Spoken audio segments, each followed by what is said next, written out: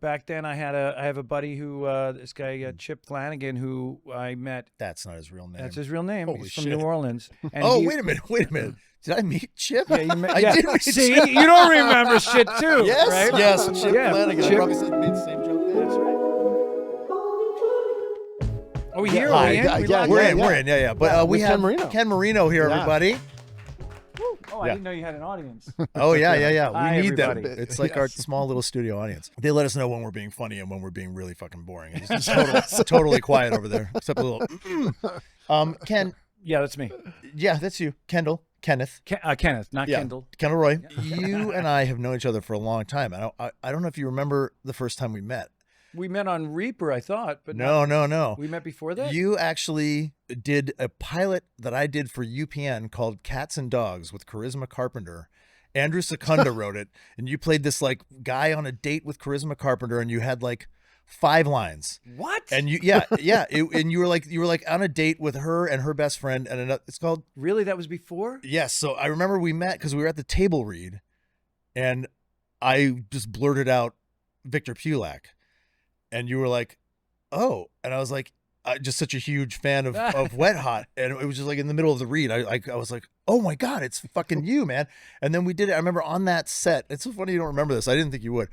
You taught me this game that I still play to this day where you take movies and you mash them together and you try to come up with like a portmanteau of the names of the movies, like 5 Easy Pieces of April Fool's Day. Yeah. And then you have to give this bad movie pitch. Yeah. Someone has to guess the. Right. It's a movie about, right. Like, One Flew Over the Cuckoo. I still play it. I love it. And the longer you can get, like, usually it's like 2 or 3, but if you can get 5 strung together, I remember you were And like, then you describe you give it like a log line of what the movie is. Yeah. If those movies were all mashed together, like what would that movie be? It's fun. That was yeah, fun. well, you've never tried to play it with me. Well, it's exhausting at our age. It is. I don't even remember. Fun back then. Yeah, my brain was working on all cylinders. Yeah. It's funny you don't remember. We shot the pilot for like 4 days or whatever, 3 days. I don't remember 80% of the things that I've worked on in this town. Yeah. I honestly, like, my daughter has gotten into acting, and we were talking about how many. Like I was talking about pilot season, and I think I did like somewhere between 18 and 20 pilots while I've been out here. Yeah. And I couldn't name. And this was not a noteworthy thing for you, I'm sure. At that point, you were like, it was a job, but I honestly don't remember most of them. I don't remember. The only way I've survived in this town is by for forgetting me everything. Is to be like a duck and just like, or not, be like, just not have. Just let it roll off my back. I guess that's not really the right expression, but to forget it as soon as it's done, doesn't go. Yeah, you put it out. You put it out. I'm terrible at that. I've been trying to do that more and more often in my life. You put these tapes together or whatever. I'm in that stage right now where it's like taping, and then you're supposed to just like put it into the ether and forget about it. But it's like it's like an echo chamber. There's no feedback anymore. So I lose my shit. I kind of get into this place where like I need, at least in the room, like that feeling of like when you leave and you go, yeah, I did. I miss that. I really do too, miss man. that. Now it's just like you throw a tape. Because I know your energy and who you are and the essence of you, and to some extent, and in terms of a performer, and I know that you would and have. Yeah. Work a room. I slay a room, man. Really well. I actually came in to read for Wanderlust for you. I don't know if you remember or not. And I got naked. I only remember 2 guys getting naked. I don't remember you getting naked. Yeah. I took off my clothes. I remember because Lake was there that day too. And I was like, I'm going to do it. I had tearaway pants on. Completely naked? No, I mean down to my, like, I was wearing a thong. Okay. 2 guys got completely naked. No, I didn't get, I wasn't that ballsy. Very, very skimpy underwear. And at the end of the thing, I remember you just said, you can put your clothes back on. I was like, I don't think I got that one, man. But it was fun. I remember that now, and you were wonderful. Look, Joe's the best. You came to my 30th birthday party in Vancouver when we were doing Reaper. And we went go-karting. And I don't expect you to remember any of this either. We went go-karting out in the middle of nowhere. And you got up and you gave a speech to all my friends who didn't know you, but knew who you were. And my mom, you were like so nice to my mom. And my mom what was like, speech is that? Because I'm you gave like a deathly afraid of that intentionally corny, like, like birthday hurrah speech. Oh, okay. It was a joke. You were making a joke, but it was like, and my mom was just like, that Ken is a lovely fellow. And I was like, he really is. And then like, we went to New Orleans together. Do you remember that? We did like a New Year's in New Orleans. Me and Carrie, my ex-wife, went to New Orleans with you. We went. Wait, why were we in New Orleans? You asked me to come. You had some friends that were going, and you're like, "Do you want to come to New Orleans for New Year's?" And I was like, "Yeah." And we went and we partied our fucking faces off. That's probably why I don't remember a lot of I it. know. This is amazing. You don't remember any of this. And I This is none of it. You're like, I was at your 30th birthday and I gave a speech. No, Well, I don't I remember can I can that. literally say anything. Can I and tell then you? we went Can I naked tell you hot something? tubbing in. Yeah, we did not. We went to Hot Springs in Florida. Possible. Look, this is what I remember. I remember coming to Reaper and being on your show With Michael Ian Black. with Michael Ian Black, and you being so kind and welcoming, and remembering how incredibly funny you were, your humor and your approach to acting and comedy spoke to me directly. Thanks, man. And so I remember that. That's how I remember Right. you. That's really, I mean, that's all I could really And ask I for. remember hanging out with you and talking to you, and the specifics of the things we did. I mean, that was a long time It ago. was a very long time. It was 2007. So yeah, Yeah. we're 20 years older. Specifics, I don't. I'm never good at this. Joe Latrulio makes fun of me because Yeah. he's like, you're the person who did that thing. Yeah, I'm you like, organized the I'm New like, Orleans thing. I thought you might remember I don't that know, one, man. Yeah. But that goes back to what I was saying earlier about auditioning, and like you go in and then you, or you do, you do pilots and and they don't get picked up and then you let them go. I've talked about this for a long time. That's bled into my like that mentality has bled into my personal life, which is not great. I do things and then I forget them. Yeah. There are certain things that kind of stick in there, but I would say 95% of the stuff just goes away and I don't remember it, but I'm having a great time in the moment. Yeah. And then it just goes That's away. probably a better way But to what do it. about stuff with your daughter, say? I mean, because my daughter's always like, "Oh, Dad, do you remember when we did this? Do you remember when we do that?" Do you still have the same thing with the really personal family stuff? Do you remember having kids? I do have kids. Yeah. How many? Don't ask me how many, and don't ask me their Do you names. remember? Yeah, I won't ask you any of it. In terms of my kids, like, there were just certain things that just stick, right? And then there are other things you're like, they'll bring it up and I'll sort of remember. Yeah, sure. No, yeah. But that's I I always have remember the same talking to way, my yeah. parents and they're like, we don't remember any of your child. Okay, that brings me to what I wanted to. All of this is to say, you made an impact on my life in a number of ways. That's but very there's- kind of you to say. Well, man, you're one of my favorite relationships I've had in this town, and knowing you and being able to, reach out to you and say, "Hey, man, would you come to my pod?" And you're here. Like it just speaks volumes about the kind of guy you are. And when we went to New Orleans, you said a thing to me, and you were always in very good shape. And we were in New Orleans, and we were really drunk. And we had started talking about my body. I brought it up. I was kind of feeling like I'd put on too much weight, and we thought we were going into a season 3 of Reaper because we totally should have. I opened up the conversation with you about my body, and you just said this one thing to me, this one sentence. You said, "Yeah, you might want to do something about that. That's not going to get any easier." And I was like, "Yeah, like that's not going to get any easier." And the way you said it was like, "Hey, man, like if you just continue the way you are, you could be happy, but like that's going to get harder and harder and harder to deal with as you get older." I hope I was. No, you were about kind. it. No, you were very kind. No, I brought up the subject. I was like upset with how much weight I'd gained, and you were just like, you listened to me. I think I was talking to you because you were always very physically fit, and I think you just said, "Yeah, man, like you might want to. Now's the time." Basically, is what you're saying. If you want to do it now, you should. It's not going to get easier, and that is one of those phrases that stuck with me, and I still think about it as motivation for when I'm in the gym. I'm like, yeah, it'll never get. It's only going to get harder as I get older. But if I keep doing it, you know what I mean? If I stay at it and staying fit, like it'll never be that hard again. Right. There are things that we say to people that are just, we just say these things, it's with our kids, we can get into that too. And there are things that people say to us that just stick, that they probably have they just said something offhanded or whatever, and it sticks with you. And I think that that's such an interesting phenomenon. Like that changed my life. What you said, you've probably just said it because you were like, it's He just doesn't even remember. Let's no, be but it was honest. just a conversation. And I think that's so fascinating. I do, and I want to speak to that point, but I will say this about not remembering. I know we're joking about it. Yeah, sure. I think it comes from what we were talking about, but also, we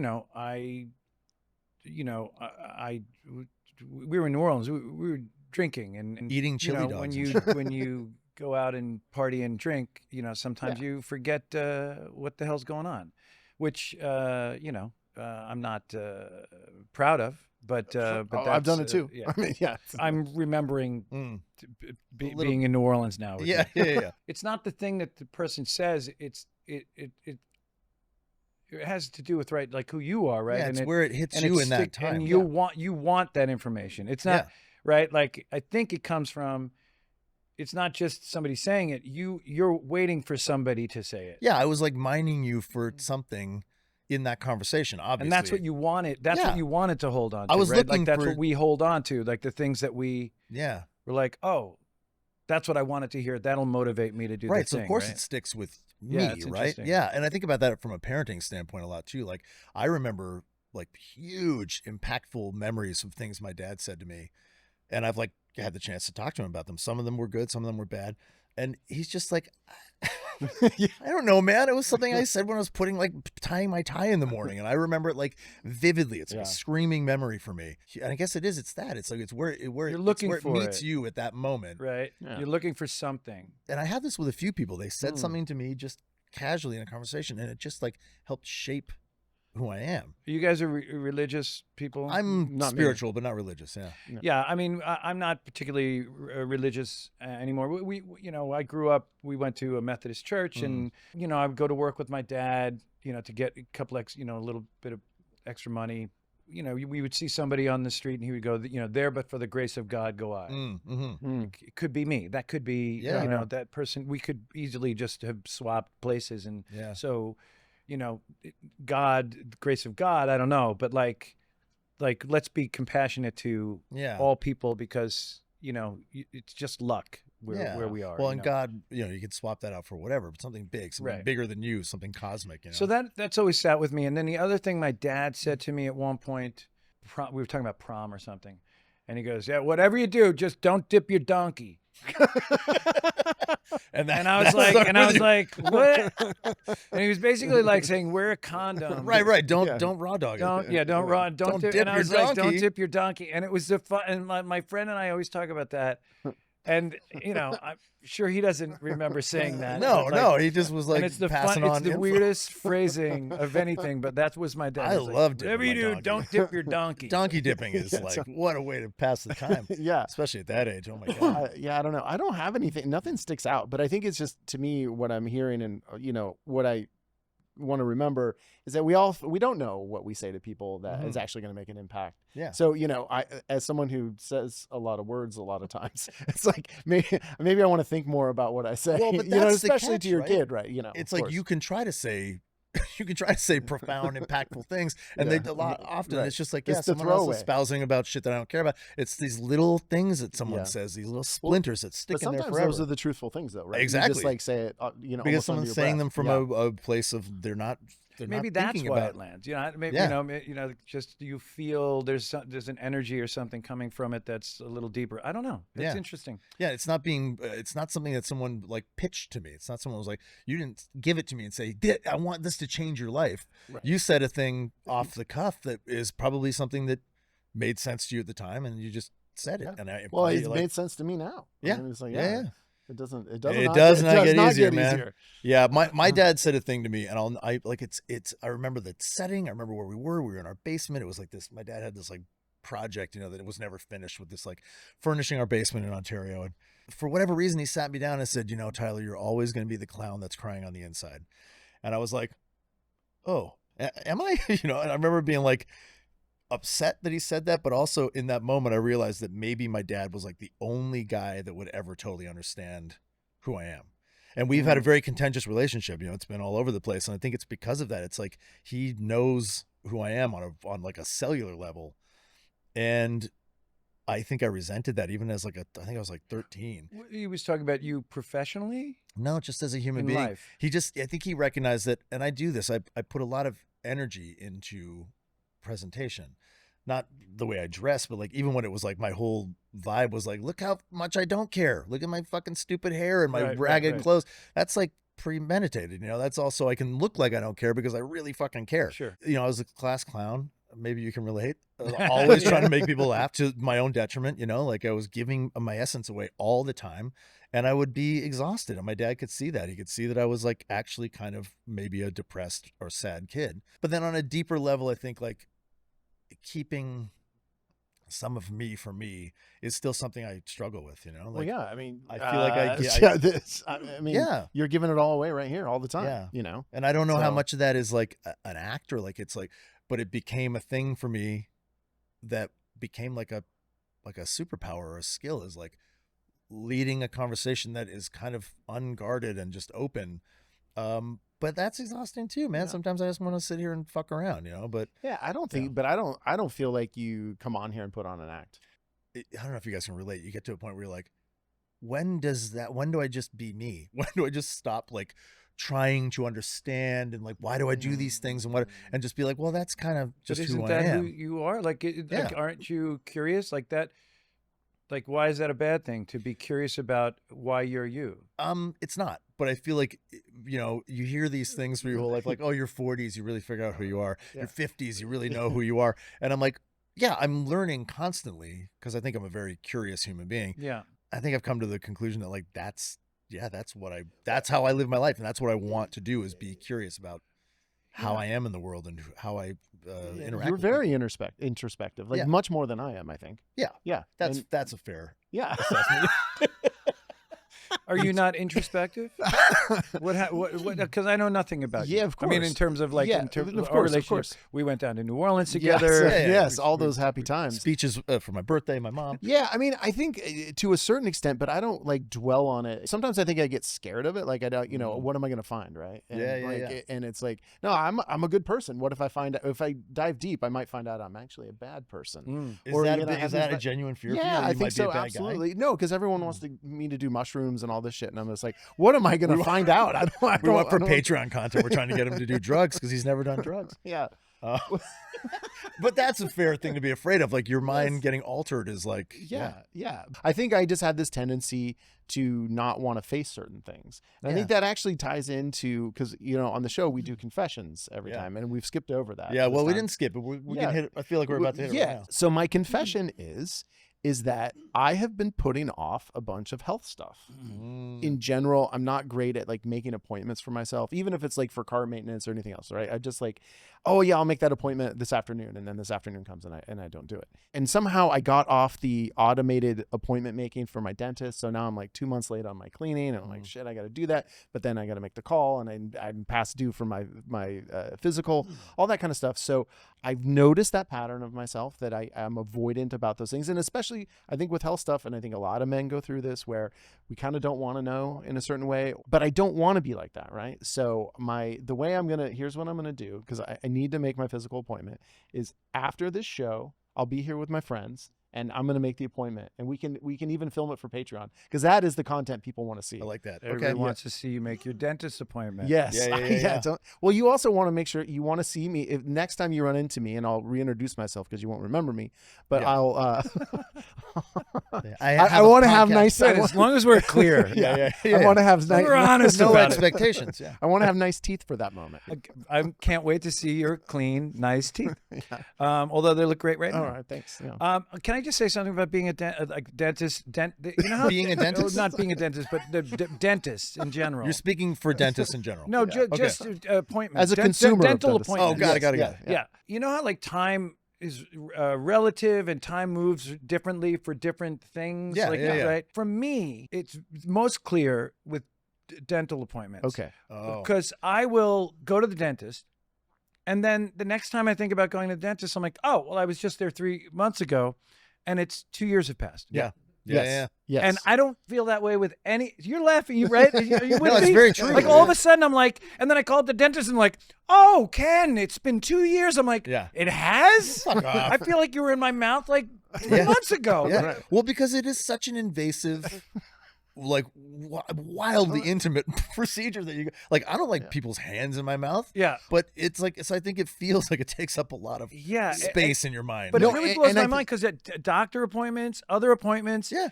I don't feel like I'll let time pass, or but my brain is like, no, I was just there. My dentist hinted at that because I think one time I said, oh, I was just here a few months ago. She's like, it's probably been a lot longer than you think it is. Yeah. And I was like, no, I was here 4 months ago with that problem. And then she was like, no, it was 10 months ago. That's a dental phenomenon, yeah. I think. Let's explore the psychology of that. That's interesting because you're right. I don't think anything else in my life time lapses the way it does between dental appointments. Like 2 years is like. Do you feel that way too? conservative for Honestly, me, man. like, is this a universal thing, or is it not just a me thing? Except for when it's like a dental emergency, like I've had a broken tooth, and you go, and I have like I got to come in today. Yeah, and I had a whole string, and they're like, hey, that's not how it works, man. And he goes, make an appointment. I'm like, what? How? I broke this tooth, and I had like a string of dental appointments in a row. Like it kept breaking and getting a new crown, and that was like a month of my life where I was in the dentist maybe like 6 times in a month. Other than that, it's just years, man. And like I take care of my teeth. Every time I go in, they're like, "Oh, your teeth look great. You can see you've been flossing." I'm like, "No, I haven't been flossing." I had a dentist who said that's one of my favorites. You go in and they're like, "Oh, you've been taking care of your teeth." Yeah, You're like, "I flossed right before I got here. I haven't for today 7 months." Yeah, I actually had a dentist at one point who I told them, I said, "No, I haven't flossed," and they said, and this is like my dentist I have for a long time. They're like, "I don't say this to people ever, but like you just might not need to floss. You have really tight teeth." I was like, oh, tightest teeth in the town. Yeah, I got tight teeth, Yeah. and I took that as like a license to never floss. It's not true.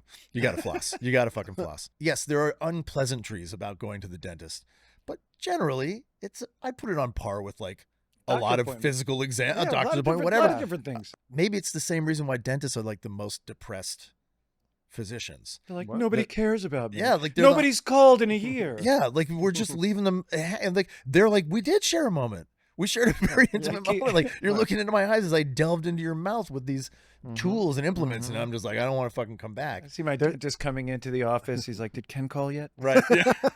No. 2 years. Well, they gotta send you the postcards. You didn't get the postcards. I mean, yeah. That's a weird one, man. I would say it's probably better left unexplored. All right, let's leave that one alone. Yeah. I'm great with my physicals. Got my heart. I got a little 3D X-ray of my heart. Oh, you did like a heart score or whatever. I've done it 3 times now. How's it going? Calcium, 0. Good for you, man. Yeah, I have. The next thing I'm doing right now is it's called a heart score because my cholesterol isn't high per se, but it's not low either. My doctor was like, let's just check to see if you.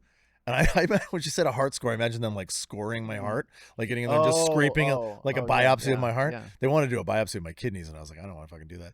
But what you're saying, he doesn't want to do it. Yeah. Well, I'm doing it, but I don't want to. A heart score, I think, is kind of what they want to check and see how like the lining and the walls of my heart are. And it's like it's just 3D. They put iodine in your thing, and then they put you through a little CAT scan, and then you. Do you have a history of like heart disease in your family? I just have high cholesterol, and I don't want to take a statin. Right. Yeah. And so if I had even 1% of calcium in there, then they would be like, you got to take a statin. 0%. And even without anything, they're like, you could still think about it. And I'm like, but it's just a number, right? Right. He's like, yeah. Yeah. No calcium though. No calcium. Thank you so much. Taking care of that heart, Ken. I've done it 3 times. Yeah, 3 times. Yeah, so 3 times 0 calcium, that's it. And then you never have to do it again. No, I got to go. Gotta go back in another. In fact, you got to make an appointment. Or my dad would be like, "Yeah, I did it those 3 times, and I'm done." Yeah, it's good. 3's a charm. So, do you have a confession, Ken? Or I don't know. Yeah, let me think about that. I can go. So we've been documenting fairly closely my caffeine consumption on this show. It's been quite fascinating. Yeah, totally.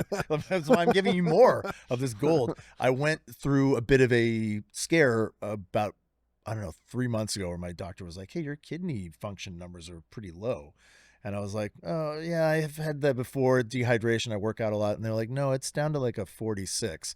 And it's supposed to be between 60 and 90, 90 being optimal. And I was like, well, what does that mean? And they're like, well, we may be looking at chronic kidney disease. And I was like, fuck. And everything just got tight. And I was like, so how long until I'm on dialysis? And they're like, tight as his teeth. Tighter. Don't freak out. But anyway, I did freak out. And I found out that like caffeine in large doses is really taxing on your kidneys, and I was taking these supplements and I was taking like pre-workouts to go to so I went cold turkey for 2.5 months, and my numbers bounced back up to like a 76, and my doctor was like, yeah, good for you, man. And then I had a Celsius one day. I was like, I'm just gonna have like casually have a little caffeine. You documented that for the Patreon. Holy shit, man, it it's like they say with alcohol, like you take time off or you quit and then you go back and you're immediately like worse than you. It's like you get to the place where you would have been if you had been drinking that whole time. What do you mean? Like it affected you so strongly? Like you? No, I mean like it's got me again. The fucking Oh, you hold jump on right me. back in. So you're. Oh my God, man. Like I'm not drinking it as no pre-workouts and stuff, but like, yeah, I had a Red Bull on the way here. We went to LA the other night, and we had to stop for a Celsius. I had to get a Celsius, yeah, because we had were to going stop in to with the- watch a show, and I was like, I'm tired, even though I wasn't. I have this like very recognizable feeling of like, I want a thing. I just want a thing. I just want a fucking thing. I want a little thing for me, and I don't even really like the way I feel after I drink it. We've talked about this before, but I'm doing it again, and I think it's time for me to very seriously consider this as part of my program work. Oh, Like not just Whoa. casually be like, yeah, it's caffeine, whatever. That is a heck of a drug, man. Caffeine is like hardcore. I know. And you I probably drink buckets of it, and it's not great. but you probably feel fine. You probably like the way you feel at least when you drink it, right? I don't know. I mean, it's sort of it's something I need to hold in my hand. Yeah. People make fun of me because I'm constantly, if I'm on set, I always have an iced coffee in my hand. Caffeine can. Caffeine can. Yeah. And it's not like, I don't even know what it does. It's just like surreptitious at this point, or is it still like a ritual? It's a flavor. It's like an experience. When I don't take it, when I haven't had it, and then I'm like, what's wrong with me right now? I'm like, oh, right, I haven't had a cup of coffee. I do feel that a little bit too, where I'm like, it's like, I'm sure this is just how most people feel about caffeine. I feel like something's missing. Yeah. And then I drink it and I'm like, there it is for about 5 minutes. I'm like, yeah, bing, bing, boom, boom, I'm feeling good, put on a song. And then all of a sudden my eyes start getting like sore. Start getting like, feel like my eyes are drying out. And I feel like this kind of grindy, like druggy feeling. And then I just sort of like try to pretend I didn't drink any caffeine for the rest of the day, which sounds like very addict behavior, like doing a bunch of cocaine and then trying to convince everybody around you that I'm you're not on caffeine. I'm not on caffeine. I'm not on cocaine. I think it's a dependency, right? It's yeah. like you start to get a little bit of physical dependency on it, or mentally, 100%. mentally, Yeah. right? Yeah. It's a fucker of a drug. That's what I'm saying. It's not. We treat it so lightly, but like that is a. Are you all wigged out right now because you had a Red Bull? Yeah, a little. Do I seem okay, right? Do I seem normal? you seem I seem fine. normal? When you thought stop, you were Tyler, excited to for see those Ken. couple Yeah. months, and when I've stopped, I kind of felt the same thing. I felt like you get to a point where you're like, I didn't even really need it. You know? That's the pink cloud, right? Where Yeah. you're like, I don't have a problem. What's the pink cloud? Is that an expression? That's a sobriety thing where you get to like a stage where you're like, was I even an alcoholic? I don't think I was an alcoholic. I feel fucking great. I feel I'll go fine. right back. Yeah. Or just so it's a negative. well, thing. no, the pink cloud doesn't necessarily imply that you're going to go back, but the pink cloud is like this feeling of like, I'm cured. I'm fine. I feel like this is easy. I would never had a problem. You know, it's like this delusional. And then it usually is the next step is usually relapse for people who live on the pink cloud. Are you sober? Yeah, I'm 8 years sober now. Yeah. Oh, wow. Very proud of that. That's great. yeah, Congratulations. thank you. But I do think the caffeine thing, when I was off it for 2.5 months, I felt phenomenal. I felt like present and easy and like not at the top of my fucking lung capacity all the time. Like, you know, I didn't have that anxiety hole in my chest. And it's just such a weird thing to walk back into. Yeah. And like, I don't even like it, but what it's are you doing? That's what I'm saying. It's got a fucking How were stranglehold on me, your man. energy levels like when you were clear of it? Great. Plus I take NAD and like Sermorel and all these things that are making me feel like a fucking superhuman half the time. And then I put on taurine on top of it and my body's like, oh, hey, that's Enough is maybe enough. Yeah, that's like, what do you want? I'm gonna hurt my heart, I think, eventually. All right. So my confession is that, and then my plan of action is to very literally do a 10th step on it and start putting it into my program work and talk to my sponsor about it, honestly, which is embarrassing, but it's true. It's like, It's not going to get easier. addiction is Tyler. addiction, you know? God, I can't think of a confession. It can be so simple. It can be, You know, I've been lucky enough to work in this business since 19. If it starts with a 1-9, 91. you're doing well. Working fairly consistently. I mean, there were little dips, but like, yeah, but you've made I've made a living being an actor. Yeah. I don't know what's next, and I'm scared and concerned about what the next thing is, and the uncertainty of it. When I was younger, the way I remember it is like I was okay with it, but now it's a little bit more frightening. Being older, knowing that you know, for many years, like my agents were like, well, you don't look, you don't look, like you're 50, right? yeah. You can still play a 40-year-old guy, blah, blah, blah. And now I'm like pushing 60 and I'm like, I'm not hearing that anymore. Yeah. And I'm like, what's next? Yeah. And that's a scary notion. And is it because of age, or is it also because of the broader shifts in the industry? Where I think it's both. I think yeah. it's a perfect storm of that. I feel like I've done it long enough where the fact that the industry is slowing down or there's changes, that at least I'm somewhere in somebody's head, right? Like at least I'll be on a list somewhere. Right. I might not get the part, but I'll at least they'll be like, oh, a Marino type, but younger. Yeah, right. Yeah. But it's just age and just kind of like coming to terms with like what the expectations of what I thought my career would be and what it is. Yeah. You know what I mean? Which my career has been fine, been nice. I mean, if I look back and I go, well, I did this, I look at the stuff I've done thus far. Yeah. I can't complain, but I also, it's not exactly how I saw it. Yeah. Yeah. And the uncertainty and the, mystery of what the future is a scary prospect. So is that, I don't know if that's that's great. It's absolutely. and it's a real hot topic, obviously. Like I've been at this since I was 9 years old. I started in 1987 or whatever, and have done a lot and have made hopefully an impact on some people. But it's also like I'm at that point in my career. I'm like, it's not enough. Like I didn't push through this huge change. But when you say it's not enough, because I feel that way too. Yeah. Like what do you mean it's not enough? Again, the vision of what my career would have been like pushing 50. And it's odd because it kind of was going in the trajectory I thought it should right up until the end of New Amsterdam, my show on NBC, which was like a big show. It was a big breakthrough role for me. And, I did doing work I'd never done before. And then the bottom dropped out. I think it's equal parts that like people are like, well, what? I don't know what he does now. I don't know if he's like I'm not the 40 or 35-year-old funny sidekick guy. Right. I'm not carrying a show, even though I still do. I mean, you could. I have, and I have. You can. I've had I've done that too, but like and then I think it's the fact that the industry is contracted, as we all know. And I'm just sort of like, I'm on lists, like I'm getting on lists and I'm getting opportunities, but it's not enough. It's not. I didn't totally make the cut to be the guy. I'm one of the guys. If other guys fall out, but if you step back and you take, look at it from, a bird's eye view, other people would be like, "What are you talking about?" Like, well, that's what I think when you're like you're about to but what have a do movie come out that you wrote and you produced with.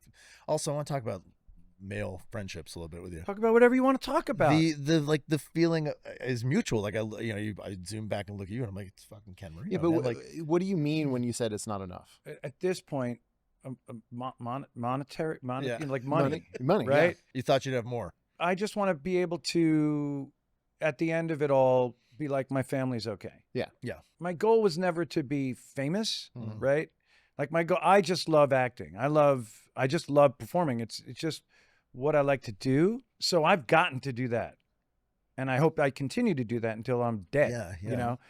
But like, it's really just, I think comes down to like, I'm on a series for 5 seasons and I stored it all away. And now the rest is gravy, I'm like okay. money-wise, Sure. right? Yeah, of course. But the trade-off has been fantastic, right? Because I haven't been on shows that go a long time, I've been on many shows, all over the right? place, So like Burning Love and Children's Hospital, and then I get to go on Eastbound and Down, and I'll do the other two, and I do Party Down, and like all these different things, Black Monday, and like I'm bouncing around, and those are all fun gigs. And I get to do different things. It doesn't give you the nest egg. You have currency in the industry. You don't have actual currency. But I haven't I haven't been on that like one show where I'm like, boom, made it. Yeah.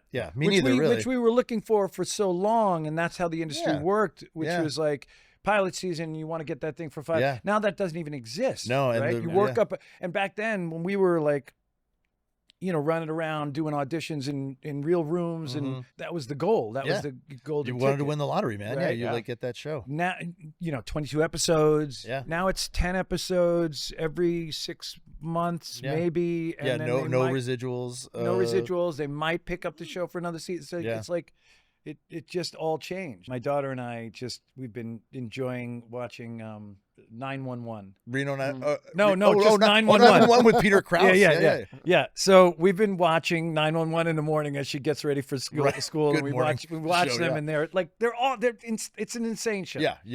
And I was talking to my wife, and she's like, I'm like, can you imagine just being on a show like this where you show up and it's 7, 8, 9 seasons, and you're just the role inside out. You know what I work, mean? you're like, And she's like, you wouldn't want to do that. And I'm like, I don't know. I mean, maybe. Like, why not? Like, Yeah, I've done right. the other stuff. yeah. I've done, like, why not have something that's just secure? And I show up and I'm like, give me 10 cc's of, whatever, like, and Just then spout some shit and then go you go home home and you huge check. spend time with your family. Yeah. And I Could don't be know. worse.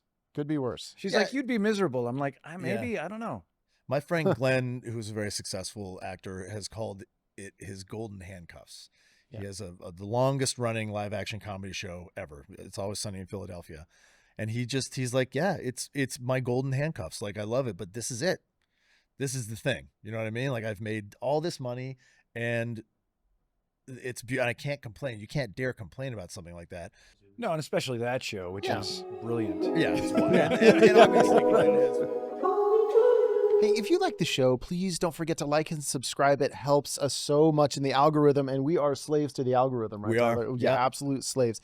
And honestly, you can also support us directly by joining our Love Bug community at patreon.com/ILYSMpod. Tyler, I mean, he is a madman on Patreon. I have been getting madder and madder. Yes. Yeah. I mean, yeah. in a positive way. Yes, mad Yeah. like cuckoo. Cuckoo. Yes, cuckoo. Yeah. You got ad-free versions of every episode. Your song of the Song week. I just posted one this morning. Tuesday Tales. Yes.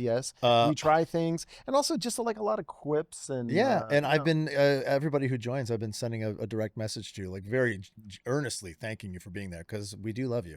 Oh, thank you. We love you so much, and we would love to see you at our patreon.com/ILYSMpod. Ken, you're in like rarefied air of like those people you see in a lot of things, like you said, but just absolutely steal every single time. Obviously, I'm a huge Brooklyn Nine-Nine fan, so that comes to mind first and foremost. But Thank you you. know what I mean? Like, Appreciate that. it probably comes from, like you said, you just love doing it because you can feel it when you watch it. I do think that people can feel the joy that you're giving to something. Like, I feel like I've talked about this with I appreciate that. Thank you. I always approach anything I do with, I'm going to enjoy myself. Mm-hmm. I'm gonna show up for work and give them what I think is the best version of it. I'm gonna give them all I can think of. They can modulate it and fix it, or say don't do that or whatever. But I'm gonna have a good time doing it. Yeah. And then I think that comes through. I think people feel that. Like, does, in man. Yeah. Brooklyn Nine-Nine, they gave me a great part. Amazing. And I was gonna be like, I'm gonna give it my all, and I'm going to have a good time doing it. And, hopefully people respond to it. That's infectious. People like watching that. If you're watching someone discover in front of you, holy shit, that's like lightning in a bottle, right? And I think I'm with Guy, like every role you play. I remember watching, because we had worked together, and I was a big fan of yours from many things. And then I remember Cats watching and Dogs, of course. Cats and Dogs, of course. Charisma Carpenter, who was going to come on the show. By the way, of course. Charisma Carpenter, just hold that thought, but Charisma Carpenter, the way I don't remember her, I don't remember Cats and Dogs. Yeah. But I remember I was on her Supernatural show. Yeah. Charmed? Angel. No, Angel. And I impregnated her with a demon baby. Oh. And so we had sex, and then the next day she woke up 9 months pregnant. She had a demon. That's what I remember, because that was the first. Well, that's memorable. I think her and I, it was our first time we did individually, it was a sex scene, which I was like, whoa, okay, let's, let's do it. And she's beautiful. Have you ever done a sex scene? Oh, so many, which is really weird now, because there was a lot of moments in my career where I was like, no one wants to see this. Like, I was naked in a lot of things, man. Like, I showed my ass in a whole string of movies there for like I'm not gonna Some watch Mary about Berry that. and Good Old Fashioned Orgy, and like I did one of the first gay sex scenes on network TV for New Amsterdam, Well, and like almost full nudity on network TV. It's like I've just sort of done a lot of uncomfortable. I was Allison Pill's first sex scene in a movie called Zoom. They're uncomfortable. They're They're weird. very uncomfortable, Yeah, but they're strange. like, you can also find some stuff in there too, you know. But I don't want to see all the. I don't think I want to explore your back catalog because it makes me. Because when I did when full frontal nudity in an Alan Rudolph film. Yeah, but when I even watched Tucker and Dale, when you were making out with the girl Oh, at the so end, funny. yeah, You're great in that. Excellent. but he was making out with the woman at the Allison, end, yeah, Katrina. and I was like, it made me uncomfortable because I'm like, oh, that it was my buddy. I felt like I was infringing on your personal space or something. I remember saying to because Eli, I don't watch you and Martha make out. Yeah, even though you probably would, you little. I would. At the end, we were shooting the scene with Katrina at the end of Tucker and Dale. I remember just saying to Eli, I was like, I think this is wrong, man. Like, I think people are not going to want to see us kiss. Like, they're going to be groaning. Like, I'm older and she's way too pretty for me. And he was like, no. This is like, people are going to be like, fuck yes, when you guys kiss. And we did it. And I remember we went to Sundance and we were watching it for the first time in front of this big audience, this rowdy midnight audience. And they fucking cheered their faces off when I kissed the girl. And that was a big moment for me of like, maybe I'm not just a sad clown on the inside. maybe I'm not. Maybe I have things to offer that people like You to see. do. My friend Judd Rubin, who is a podcaster as well and a writer and producer, he was on the phone with me on the way over here, and he was like, I'm thinking about starting my own podcast called When Was the Last Time You Cried? And I was like, oh yeah. And he was like, you should try out on, because he likes our pod. He was like, you should try that question out on some of your guests and see if that has. And I was like, yeah, that's like really in alignment with what we do here. And I was thinking about the last time I really cried, and I wanted to ask that question to you, Ken, if that is accessible to you, and if you remember the last time. I'm talking about like let her rip, like cried. I don't know. I don't. What I do know is that as I've gotten older, crying is something that is right there and happens a lot just more, below the surface. Yeah. But just sentimental, like proud crying about your daughter or your son, or like, you know, just joyful tears. Yeah, you things know? that move you to tears. Yeah. Oh.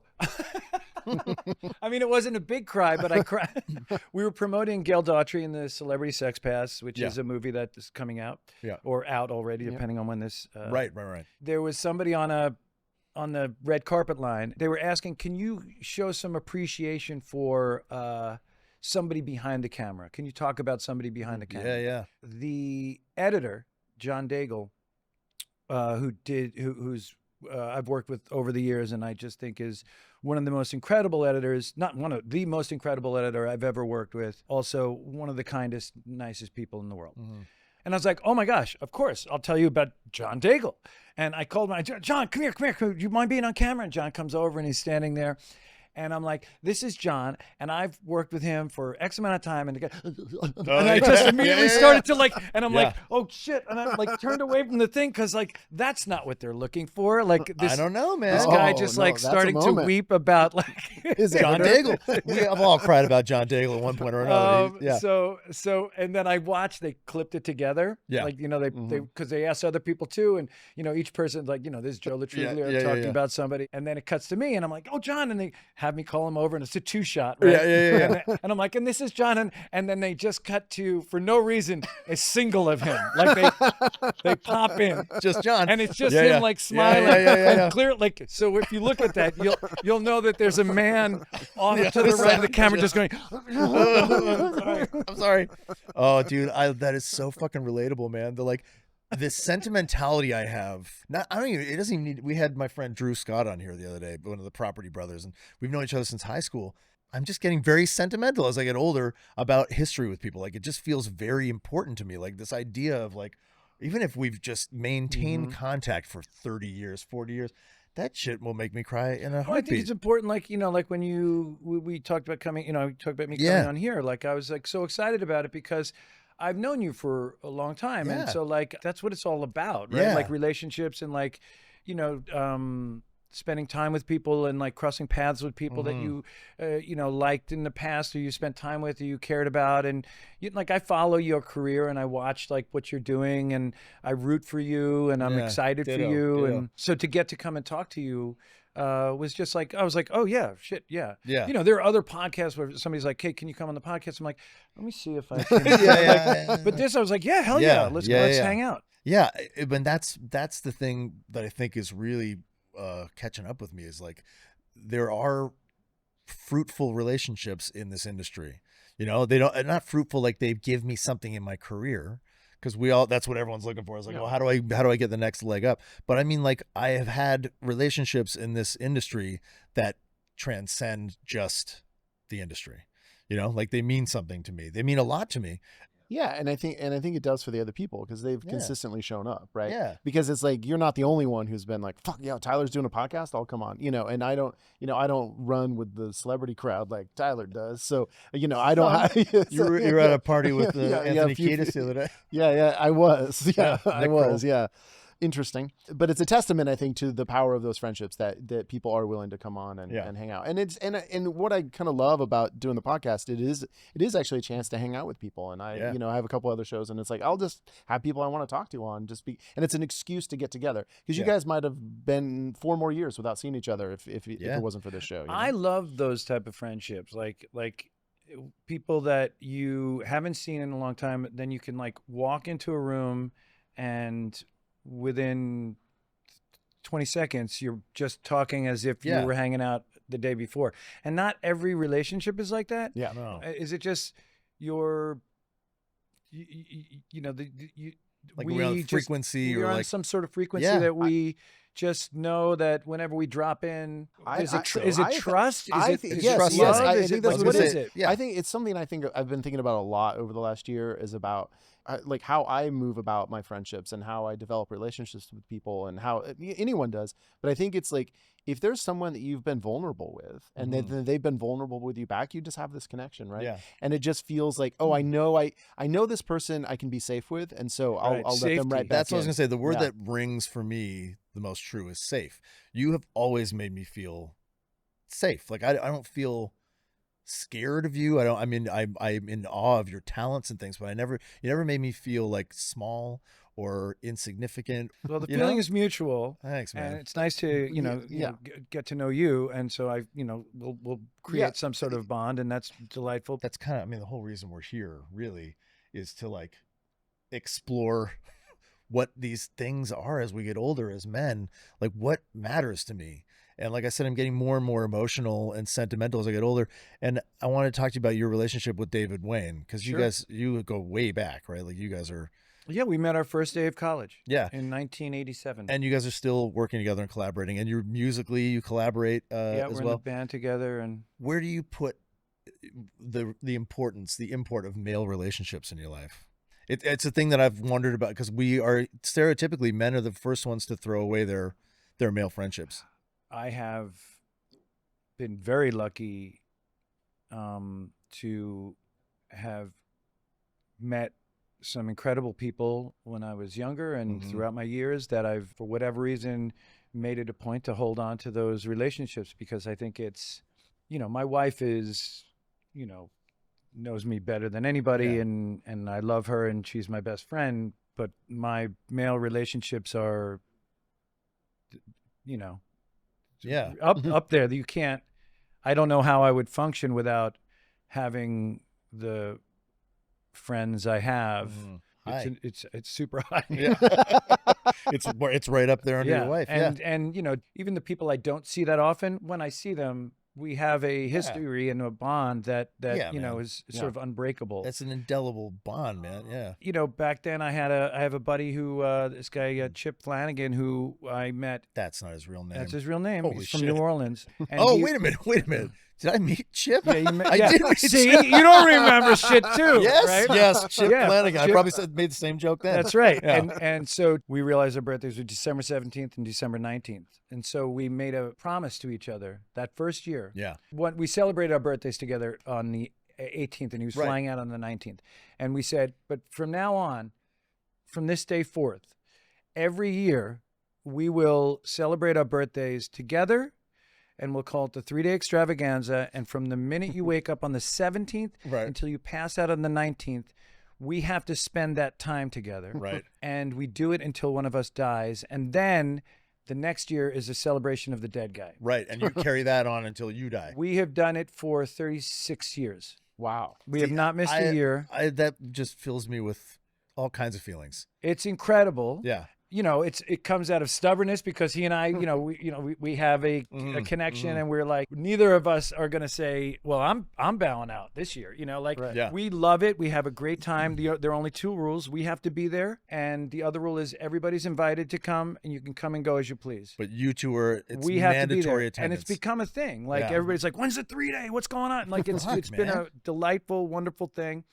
And we never miss it. The dates change because as you get older, right. Yeah, it gets harder. But you'd still there's every a 3-day year window. We do 3 days chosen. together, and then sometimes we call it bookends. So we do 5 days together. Yeah. Just extend the party, man. But it's we've done that, and so French, it's important. I think that has taught me to just hold on to incredible friendships and people that you love spending time with, because everybody fits a different reason for you wanting to kind of spend time with them, I think, right? My friendship with Chip is different than my friendship with David, or my friendship with Craig Wedren, who I also met my first day of college, who is a musician. He has scored all the movies that Dave and I have done. Nice. He's the lead singer of Shudder to Think, and he's an incredible human being. Yeah, I know Shudder to Think's a great band. Craig Wedren. And so when I spend time with Craig, I have different conversations than when I spend time with David or when I spend time with Chip. They're people that I just value and love and want to spend time with, and I'll do everything to kind of keep that going. Yeah, that's beautiful, man. I feel like I have those friends, and this is making me emotional now.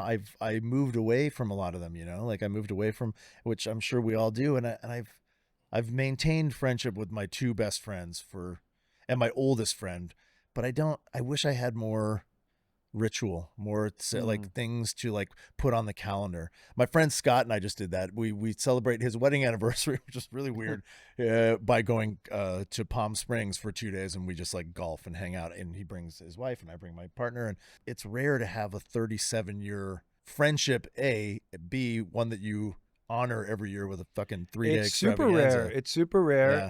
And it's we take a lot of pride in it, and it's we were obnoxious about it for many years, and it's very selfish, and it's but it's ours, and we've created this thing that what's really cool about it is it brings all our other friends together. Yeah. You know what I mean? From both New Orleans and from New York and from LA, and just people when is it going on? And people want to get involved. I want to. Everybody's invited, and we would love to have you. That's right. We would love to have you. We'll be there. Yeah, we'll be there, man. And I'm gonna hit you up. I think this year it might be in Florida somewhere, because I'm doing a play. Tell us about the play.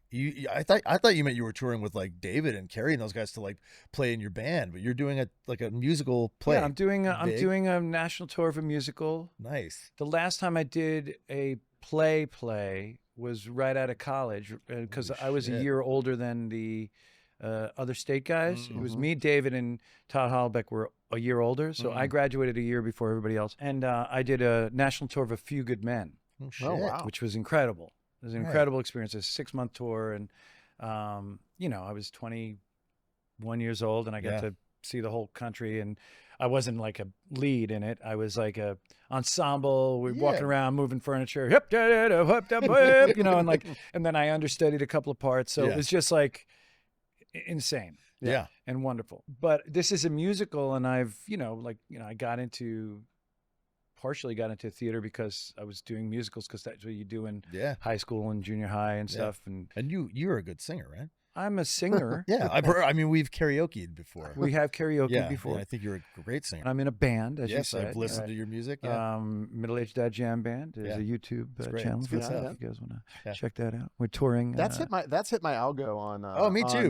Instagram before, for sure. We're touring the East Coast. We're playing Irving Plaza, and man. Then we're doing an East Coast tour up and down. 5 days in a row. Yeah. Yeah. So to get to do a big musical, and to get to tour the country is going to be it's soul fulfilling for me. Yeah, man, I'm excited about it. And what a nice full circle like come back around to you 21 touring with a company and coming Yeah. back 57 and Yeah, doing I'm it. excited about I it. imagine in a larger capacity probably this time. I have a lead role Yeah. in it. And I get to Yeah. sing in it, and so I'm excited about No, it. none of that. You're out Yeah. there. I might, walk backstage and just do, some lines from Yeah, why not? "You Can't Handle the Truth." Oh, beautiful. Are you belting in this, or are you gonna be doing this like Broadway I belting? do a patter song, which is like, you got Oh, trouble, my friend, yeah, right yeah, here yeah. in River City. Oh, shit. So it's not like vocally, high, they're not like high highs, low lows, but it's a lot of talking. It's wordy. It's wordy. Yeah, Yeah. that's I'm good. You're a excited about verbose guy. Yeah, it'd be fun. You're what is it? You're no. What's the word? You told me it starts with a V. Voluptuous. Well, you are voluptuous. Thank Yeah. you so much. Verbose. Well, verbose is no. You said another one like Vigorous. Loquacious. loquacious. You're loquacious, right? Isn't that? Yeah, that's yeah.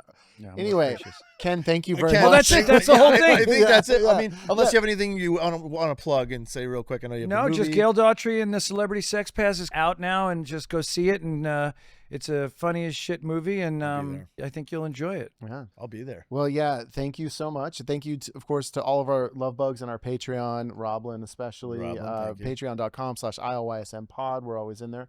And thanks, buddy. And now we're closer. We can high five easier. Well, then we yeah, just that was blew it. bad. Where do you guys Oh, usually I- sit? Further Well, away? You just changed up the thing. Yeah. I was so. here. Oh, I yeah. like this. Yeah, Yeah. this is a nicer configuration. Now I get to see the both of you. Exactly. Yeah. We love you so much. Thank Well, you, so much. everybody. Thanks, Well, Ken. Thanks for coming. Thank you for having me. You're welcome.